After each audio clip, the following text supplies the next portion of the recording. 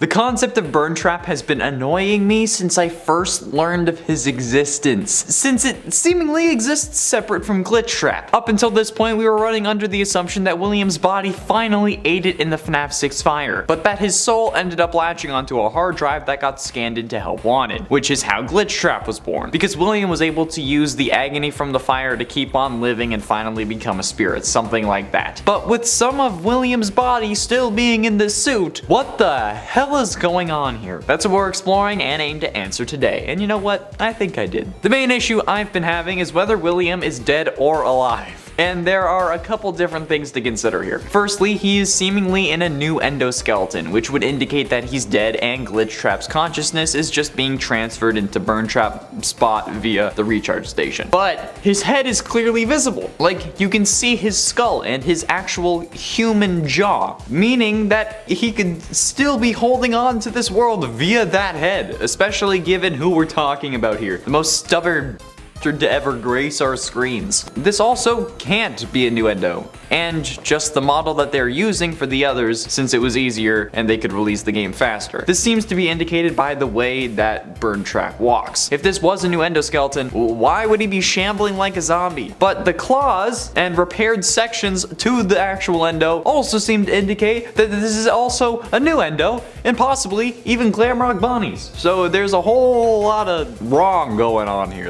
All the points are intersecting and it's not fun. Originally, I was against the whole Glamrock Bonnie endoskeleton thing because, well, frankly, the body in the suit kind of disproved it for me, but I think I might have found a way to make it work. However, looking at the model, I'm still not 100% sure. If this was the Glamrock Bonnie endo, it would need to have broader shoulders and actually be shorter. Like, even scaling the Glamrock endo so that they're the same height, the endos, when posed the same and lined up, they don't match. There are similarities, of course, between the two designs, but there aren't enough similarities where I can call this even really above 50%. There's also the issue of the muscles being woven throughout the body, or maybe those are nerve fibers. If it was just the head, I'd understand, since they could have just pulled the old endo head and put it onto the new body. Since all the parts were intertwined, Afton's head would have come with it. But with the muscles throughout the rest of the endo, that's way too intricate to actually have been placed there. And they would only be there and not dangling if it had been stuck there after being shoved full of machine parts. I don't think that they're taking super glue to glue these fibers back onto a new endoskeleton. If Afton was going to transfer his head to a new endo, it wouldn't come with the rest of his body bits. It wouldn't. That's not how it works. Which would mean this would have to be Springtrap's endoskeleton, which also explains why it's so run down, why he shambles, and why he hardly has any casing. And Springtrap's design also seems to change from game to game. From FNAF 3 to FNAF 6, he was totally different, so him changing again in Security Breach seems like no big deal in comparison. It's basically normal for him to get a newer and seemingly scarier attempt at his design with a new game, and at least this has an understandable progression from the last game and even from FNAF 3, since it's more run down and not just a bigger head like Scraptrap. It's like he sold his soul for a bigger head and then the demon kind of made a joke out of it. The most reasonable assumption that I have for what happened though was that he was given the hands of Glamrock Bonnie since it has the claws, and just he wasn't given the entire endoskeleton. But then again, his arms have the bits of muscle and nerve fibers as well, which means that it would have to have been his old one, it would have to have been there from the start, it would have to be the arm of the old endoskeleton, which is a whole other conundrum because Scraptrap was missing an arm and Springtrap didn't have any casing on his foot, yet here we are. I just think that we have to kind of leave this one up to artistic license and accept that it's meant to be the same endoskeleton, just with a replacement part or two from Glamrock Bonnie instead of like the entire endoskeleton. It makes sense, honestly, and it's really the only reasonable explanation that we have. Unless the colors are wrong on the images that I was looking at and the bits on the hands are just meant to be melted casing, which is possible, but I doubt it. As for if he's wanted dead or alive, I think this version of Afton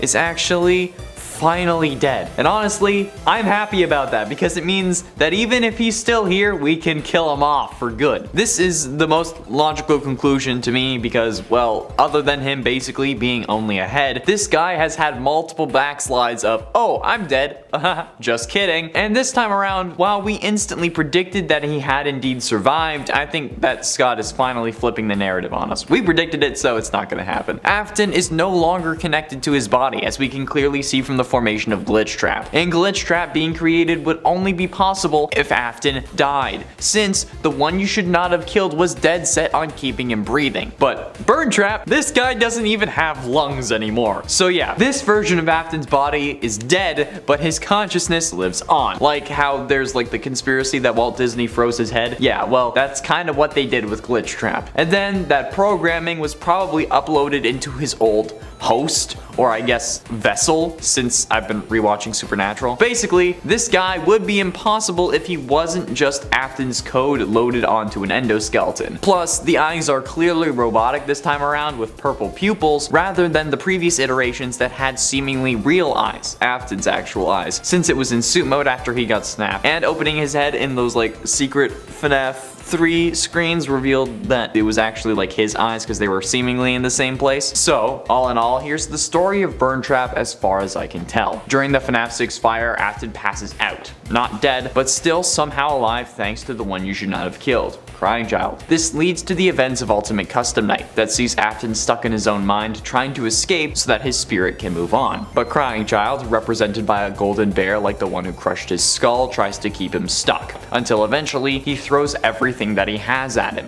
50-20 mode. After being so weakened by the fire, William survives this attack on his mind, and Crying Child's spirit is set free, hence the spasming bear at the end of that mode. That's him burning as the fire sets his soul free. William's soul then latches onto the nearest thing that it can find, one of the hard drives in the storage room that the Springtrap animatronic was being kept in. One that gets scanned to create the Freddy Fazbear virtual experience as the company tries to rebuild its reputation. Then, not wanting to waste the land that was bought for their company, Fazbear Entertainment begins building a new pizzaplex on top of their old location. Whether this is due to Glitchtrap possessing someone higher up at the company through the game or someone just wanting to save money is up in the air, but the remains of the FNAF 6 simulated pizzeria are buried under the pizzaplex's foundation. That's when Vanessa comes along, our player character from Help Wanted, who reassembles the 16 cassette tapes in an effort to destroy Afton once and for all, but ultimately fails. When our mind is distracted by following Tape Girl's instructions, William locks us in our mind and in the Princess Quest minigame that would later get ported to an arcade cabinet for insurance purposes. And by insurance, I mean like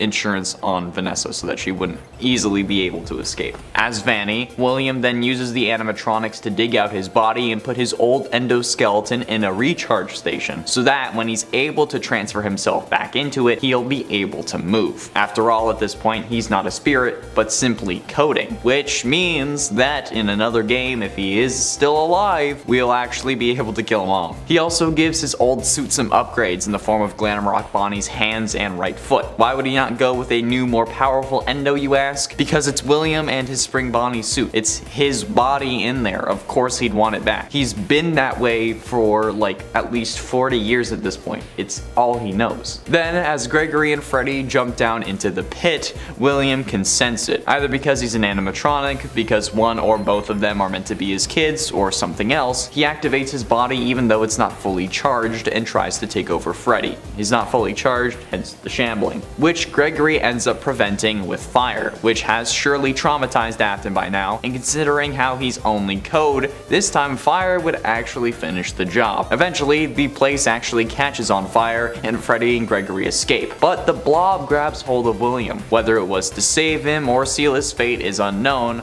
but this almost certainly isn't the end of William Afton's story. In a 10 Nightmare arm. The arm at the end of the initial security breach teaser drove the internet mad for like a week before we ultimately just said we'll wait for the next trailer. And with the most recent, which was the last trailer before the game's release, we still had nothing about that arm. And I guess I can understand why, but it was still frustrating. So you can guess that when someone tagged me on Twitter at Centimeter Monroe and showed me a picture comparing the security breach arm to the arm of Nightmare Freddy, I'd be intrigued. So intrigued, in fact, that I actually got angry because if it's ever intended on being a Nightmare Freddy arm, I'm leaving, okay? These animatronics are perfectly content being illusions, okay? Or in a child's imagination running wild while his body is trying to save his life. But still, what the hell? How do these versions of Afton in an animatronic keep changing? They all have his body in it, so they must be intentionally the same endo, but then it keeps changing designs still. In a 9 Stitchwraith.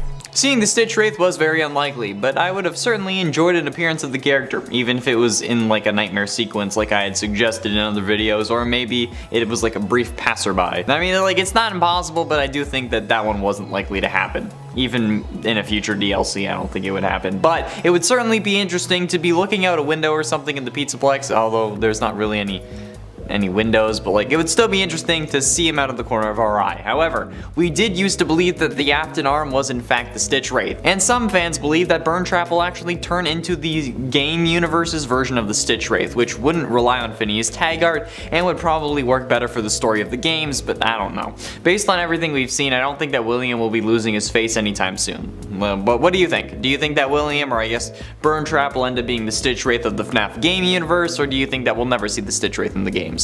Be sure to let me know down below. And at 8, not Afton. Some thoroughly believe that this animatronic, this new version of the Spring Bonnie animatronic, to not be William, and instead possibly be Henry Emily, William's business partner and father of his first victim. Why do they think this?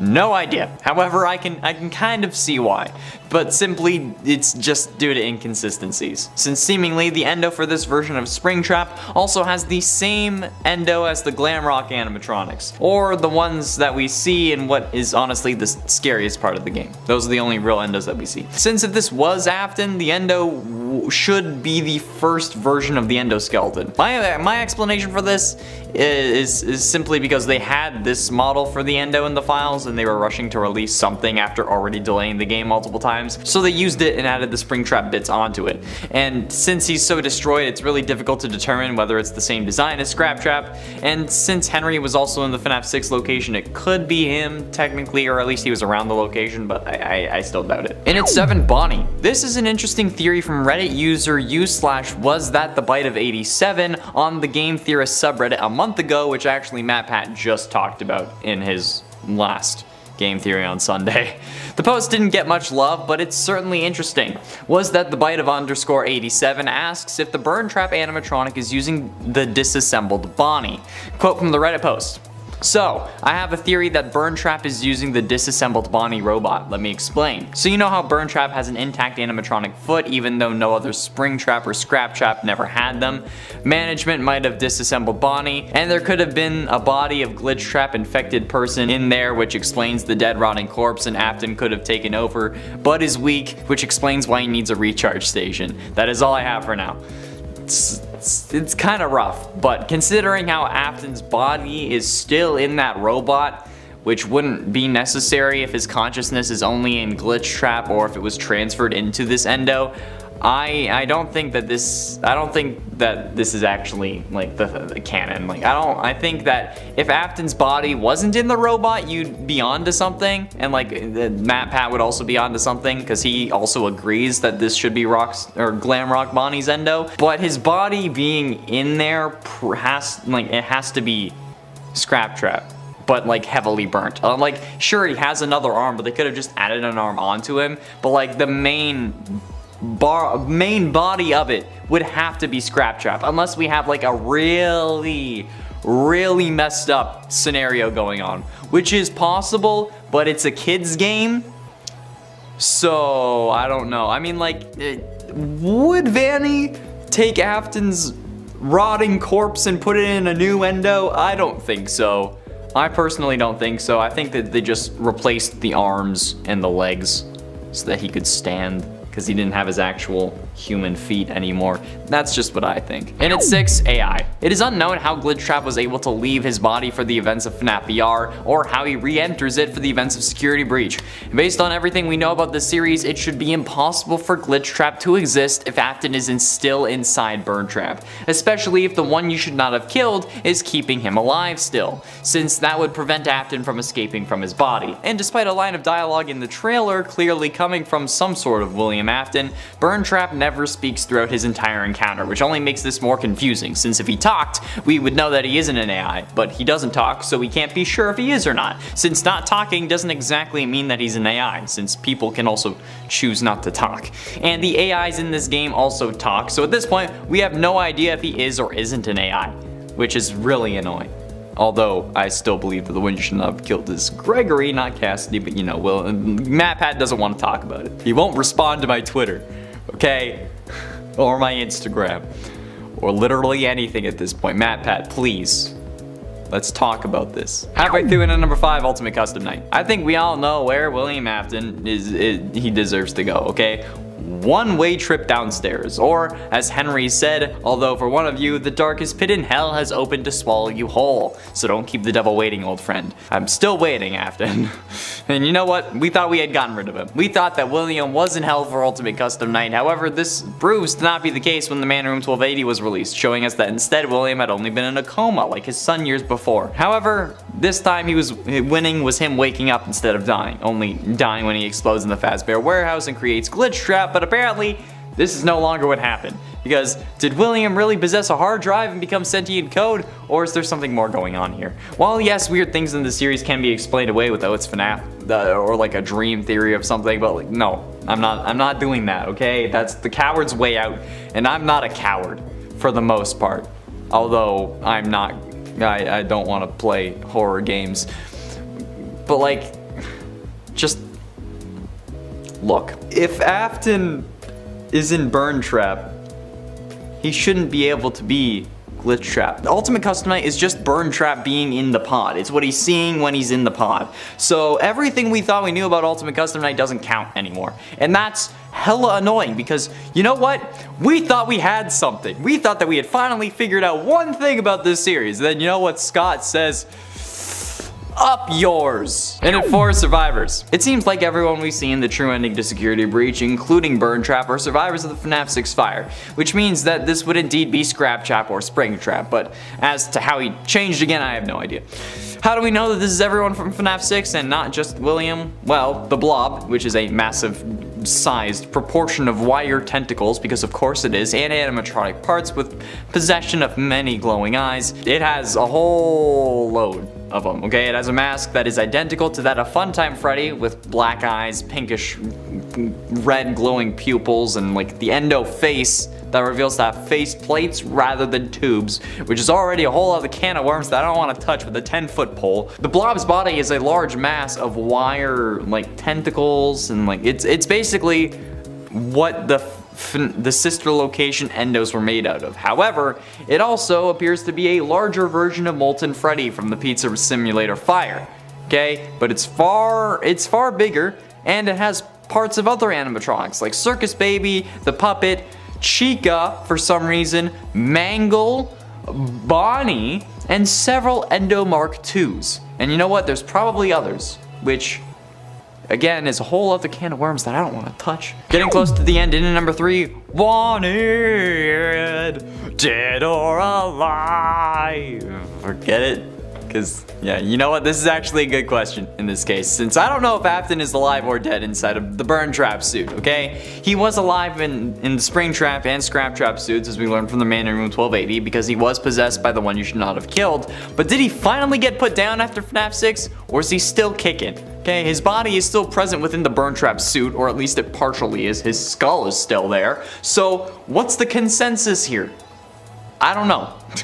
The existence of Glitchtrap seems to imply that he's dead in the suit, but Ultimate Custom Night suggests that the one you should not have killed is still possessing him, which would be what he sees in the recharge station, which would mean that he's alive, and not because of the recharge station, but because the one you should not have killed would still be possessing him, which they would only do if he was still alive, since if we're being honest, the only reason that Afton was possessed was so that he could suffer, so being possessed after he's dead isn't really gonna do anything for Crying Child, because that Crying Child is definitely the one you should not have killed, not Cassidy. I'm saying it, okay? It's a thing. And the one you should not have killed would not be controlling Burntrap to take over Freddy and turn things evil. It just goes against what we know about the character. So, I don't know at this point. I feel like he's probably still alive, but like just barely. Although, that means that Glitchtrap shouldn't exist. Penultimately, in at number 2, Finally Dead. The true ending is seemingly one of the scariest parts of the game because it contains a load of things, okay? After making your way into Burntrap's area, Freddy will be taken over by Afton's newest form, and it's up to Gregory to defeat him by pressing 3 buttons outside of 3 monitors to burn Burntrap. Players will also need to avoid the animatronic enemies that come for Gregory and then use the doors to temporarily lock them out, and then other things. When Burntrap is finally burned, the blob, which was that tentacle monster thing that I was talking about, attacks him to make sure that he doesn't get away. Freddy and Gregory will then be shown escaping and sitting on a hill together. However, if the blob actually does kill William is a totally different question. There are death animations in the game files, however they aren't used in the ending, so we can't count it as canon. Plus, the whole I always come back thing should have ended with this game from what we understood about the series, but he came back nonetheless, so even logical conclusions aren't going to help us.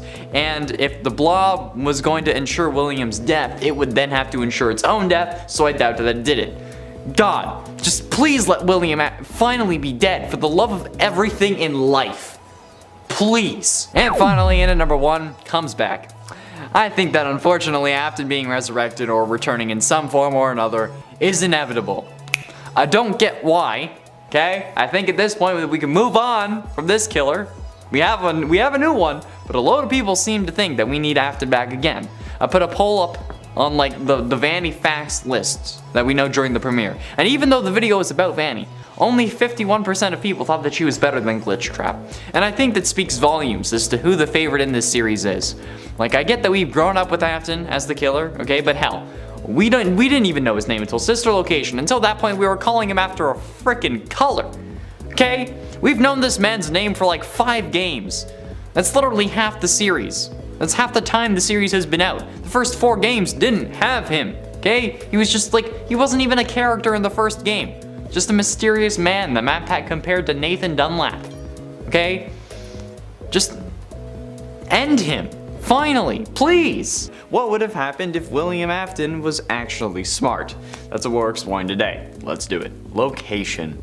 The location of the various crimes does actually factor into its effectiveness, believe it or not. The idea that William was killing in his own Fazbear restaurants is a ridiculous concept that in reality should have gotten him sent to prison. The saying is something along the lines of like, don't crap where you eat, which some take literally, others take as don't date people you see on a regular basis, and in this scenario I suggest that it should mean don't kill people where you're seen on a regular basis or, you know, constantly because it's your own business, especially if it's the business that like targets kids.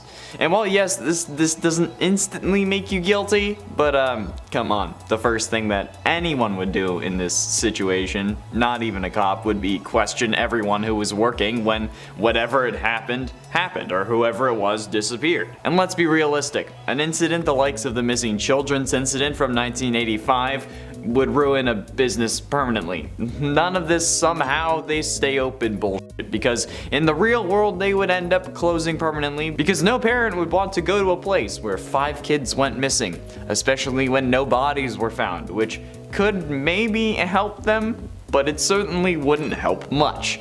If Afton had any competitors, any at all, alright? Even this world's version of Chuck E. Cheese, Afton should have gone there. If he had any competitors, or literally anywhere else, would have made more sense. However, he chose to kill where he eats, and that's probably one of the worst decisions that he could have made. Well, aside from, you know, the killing in the first place. Animatronics. While the animatronics are an entirely other mistake, this time around I want to talk about how stupid it was to hide the bodies in the animatronics. Like, how the f*** did he end up getting away with this? The smell of rotting bodies would already ruin the place, especially when its focus is eating pizza. The heat from the animatronic insides would speed up decomposition, and the animatronics are in front of people every single day. They even started complaining that they were leaking blood and mucus, as well as smelling like death. If this was real, and William getting away with it wasn't important for the plot, he would have been caught instantly.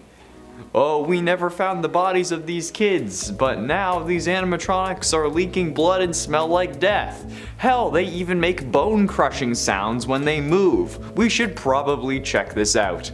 Oh look, turns out we found those missing kids. William Afton, you're under arrest for the murder of Cassidy, Fritz, Jeremy, Gabriel, Susie. Boom! Instantly.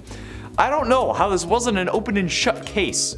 Straight up, William was so goddamn stupid that he shouldn't have made it to the first game. Not to mention how stupid he was by building the Funtime animatronics with these item containment chambers, as he was calling it, since the cops ended up questioning him about why he made those design choices in the sister location opening scene.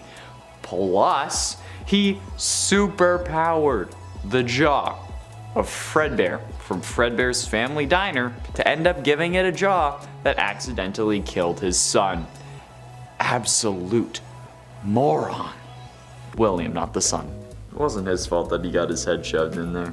If he had put it in there himself, it would have been his fault, but he didn't. Enemies. Now, while William did choose a set of easy marks, since, you know, kids can't really defend themselves against a dude in a part animatronic furry suit, but he's a moron for exclusively killing that demographic only. I don't know why he did that. Sure, it's easier on him, especially when he's fully combined with an animatronic, but Henry serves as the opposition to William, and the reason William ends up burning multiple times. It's not Henry's fault that he turned into Springtrap, but it's certainly his fault that he turned into Scraptrap, since this is most likely due to the FNAF 3 fire, and the FNAF 6 fire turned him into Burntrap. So Henry has definitely been a pain in William's side for ages.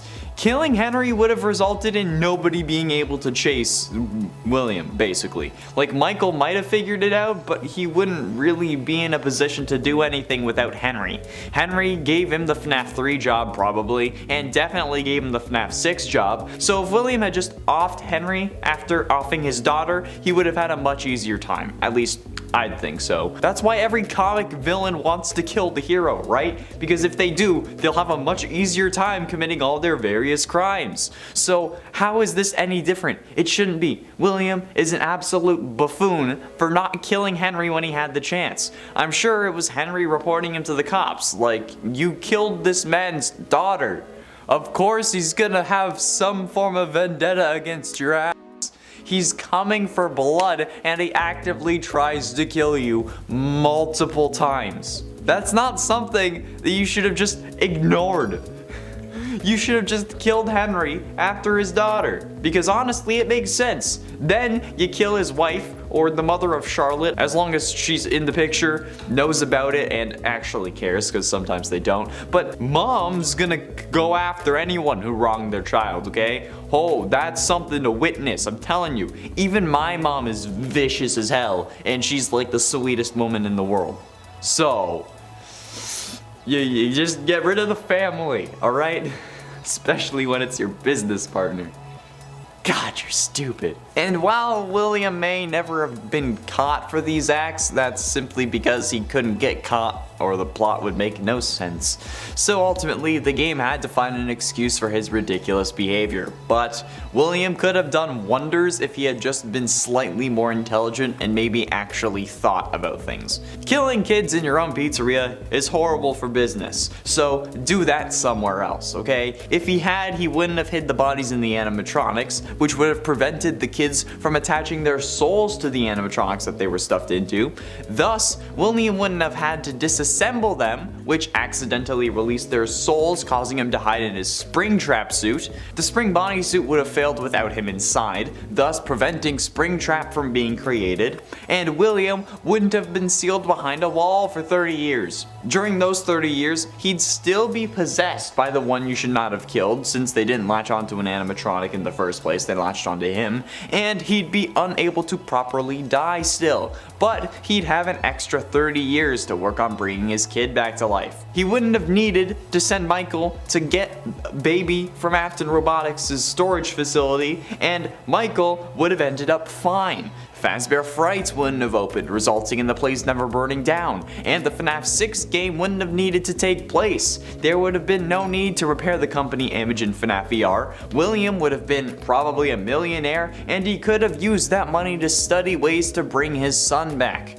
Perhaps discovering Remnant along the way, similar to how Henry created the Ella doll in the novels. William could have poured his grief into something, watched it become possessed, and then worked on recreating that in a robot version of his dead children.